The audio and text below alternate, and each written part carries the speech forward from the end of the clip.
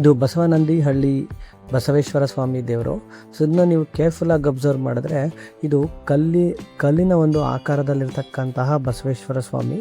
So ಯಾರೂ ಇದನ್ನ ಕೆತ್ತನೆ ಮಾಡಿಲ್ಲ, ಕಲ್ಲೇ ಈ ಥರ ಉದ್ಭವ ಆಗಿದೆ. ಅದಕ್ಕೋಸ್ಕರ ಇದನ್ನ ಉದ್ಭವ ಮೂರ್ತಿ ಅಂತಲೇ ಕರೀತಾರೆ. ಈ ಬಸವೇಶ್ವರ ಸ್ವಾಮಿ ಬಸವನಂದಿಹಳ್ಳಿ ಅಂತ ಒಂದು ಪುಟ್ಟ ಗ್ರಾಮದಲ್ಲಿದೆ. ಇದು ಶಿಕಾರಿಪುರದಿಂದ ಅರೌಂಡ್ 30 ಕಿಲೋಮೀಟರ್ಸ್ ಆಗುತ್ತೆ ಮತ್ತು ಶಿರಾಳಕೊಪ್ಪದಿಂದ ಅರೌಂಡ್ 10 ಕಿಲೋಮೀಟರ್ಸ್ ಆಗುತ್ತೆ.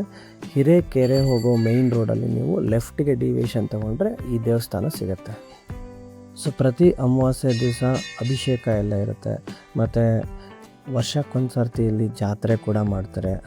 ದೇವರನ್ನು ತುಂಬ ಚೆನ್ನಾಗಿ ಅಲಂಕಾರ ಕೂಡ ಮಾಡಿರ್ತಾರೆ.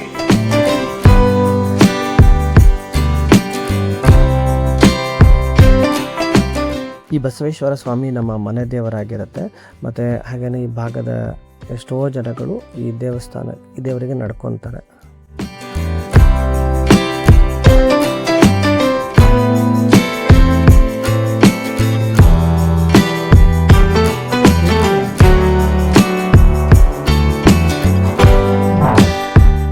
ಸೊ ನಾವು ವಾಪಸ್ ಬರಬೇಕಾದ್ರೆ ಆನ್ ದಿ ವೇ ಶಿರಾಳಕೊಪ್ಪಕ್ಕೆ ಬಂದ್ವಿ. ಶಿರಾಳಕೊಪ್ಪದಲ್ಲಿ ಸುಧಾ ಹೋಟ್ಲ್ ಅಂತ ಭಾಳ ಫೇಮಸ್ ಹೋಟ್ಲ್ ಇದೆ.